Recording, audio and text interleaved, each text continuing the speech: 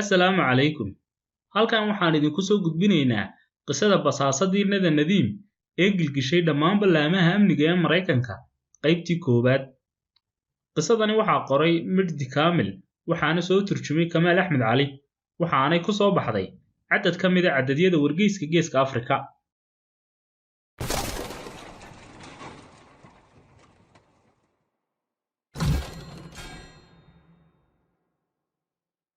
Si kasta oo ay hay'adda sirdoonka u awood badan tahay ama tayadeeda iyo waayo-aragnimadeeda basaasnimo u sarreyso, haddana waa shaki la'aan in mar iyo marar badanba ay la kulmayso dhirbaaxooyin xanuun badan, mararka qaarkoodna jiritaankeeda khatar gelin kara. Dhirbaaxooyinka wakaaladda sirdoonka ku dhici kara waxaa ka mid ah in basaas ay meel ku darsadeen ama hawl u direen la fashiliyo, ama in basaas dowlad kale ka socda uu dhex galo nidaamkeeda amni oo uu basaaso. Labadan xaaladoodba waa ay dhacaan, laakiin xanuunkeedu sii badan yahay ama aynu dilaaga ku tilmaami karnaa waa marka basaaska cadowgu adeegsanaya uu yahay ruux wakaaladda lagu dhex darsaday oo si rasmi ah uga tirsan, oo uu weliba ka mid yahay dadka awoodda ku dhex leh ee xogaha muhiimka ay soo maraan ama haddii uu u baahdo si sahlan ku heli kara. Dhirbaaxadani waxa ay marar kala duwan ku dhacday hay-adaha amniga ee dalka Maraykanka oo lagu tiriyo kuwa ugu tayada badan dunida.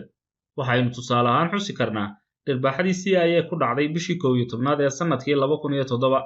markii la ogaaday in ururka Xisbullah ee dalka Lubnaan ka dhisan uu ku guuleystay inuu dhex galo oo weliba uu basaaso qaar ka mid ah xarumaha ugu adkaaya ee amniga Maraykanka lagu kaydiyo,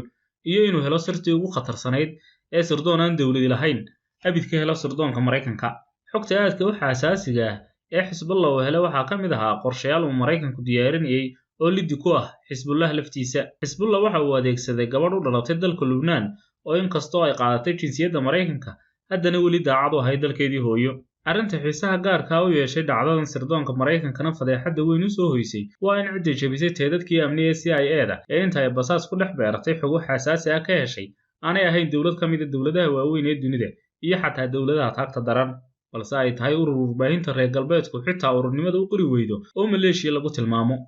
Waa Xisbullah oo ah urur qaab jabhadeed u dhisan oo ka jira dalka Lubnaan, una taagan inuu Israa'iil ka dhiciyo dhulka ay hore xoogga ugaga qabsatay dalka Lubnaan iyo guud ahaan dunida Carabta. Sheekadan oo jilaageeda muhiimka ah uu yahay Nada Nadiim, oo ah gabadh reer Lubnaan ah oo u shaqaynaysay Xisbullah, waxay sheekadeedu markii ugu horreysay soo shacbaxday sanadkii 2007 oo ay dadka Maraykan mar kaliya ku wada baraarugeen wargeysyada dalka oo ka warramaya, faallooyin kala duwanna ka bixinaya. Sheekada muwaadinad Maraykan asalkeedu Lubnaan ka soo jeedo oo maxkamad la soo taagay kadib markii lagu eedeeyay inay xogo aad u sare u gudbisay ururka Xisbullah ee dalka Lubnaan. Warku waxa uu sheegay inay Nada ka shaqaynaysay wakaaladda dambi baarista federaalka Maraykanka ee magaceeda loo soo gaabiyo FBI, iyo sidoo kale wakaaladda dhexe ee sirdoonka Maraykanka ee iyadana magaceeda loo soo gaabiyo CIA. Shaqada ay ka shaqaynaysay labadan wakaaladood ayaana sida ay warbaahintu sheegtay u fududeysay inay xogo badan oo xasaasi ah hesho. Markii warkan la baahiyey ayaa uu mar kaliya xaalka Maraykanku cakirmay. Rayul caamka ayaa dooday iyo muran aad u badani ka dhex abuurmeen.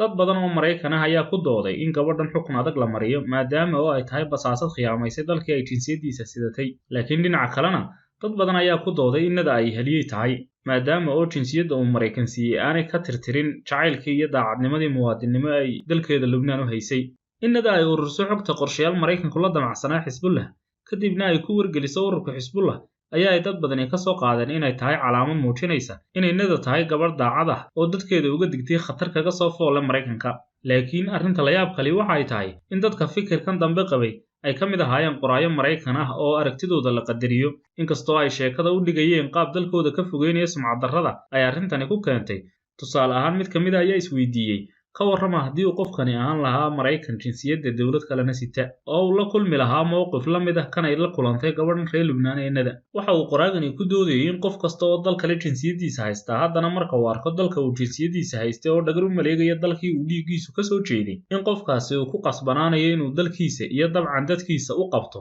wax kasta oo uu filaya in dhibta soo gaadhaysa lagaga hortagi karo ama khasaaraheeda lagu yarayn karo. Isagoo qoraagani hadalkiisa sii watana waxa uu yidhi, markee ayaa uu ruuxa Maraykan ahi khaayin noqonayaa? Ma marka uu ka hor yimaado mu'aamarad ka dhan ah amniga iyo xasiloonida dalkiisii hooyo, shacab iyo dowladba, mise marka uu dalkiisii iyo dadkiisii khiyaameeyo ee uu soo raaco dal jinsiyad cusub siiyey? Waxaa iyaguna jira dad kale oo sheekada Nada marag uga dhigtay dood ay horeba u qabeen oo ahayd in sirdoonka Maraykanku uu intiisii hore aad uga daciifsan yahay marka laga hadlayo la macaamilka dadka cusub ee doonaya inay ku soo biiraan. waxaa ka mid ah qoraayo Maraykan oo ku doodayay nada waxay fashilisay ceebaha sirdoonka Maraykanka ee la xiriira dhaliisha ka jirta qaabka ay u shaqeeyaan basaasiinta ka howlgala goobaha aadka u xasaasiga ah. mid ka mid ah qoraayadaas ayaa isaguna kusii fogaaday oo qoray ha canaananina nada nafiin canaanta. xeer ilaaliyaha guud ee Maraykanka oo markaas ahaa Stephen Moore ayaa isaguna mar uu arrintan ka hadlay waxa uu yidhi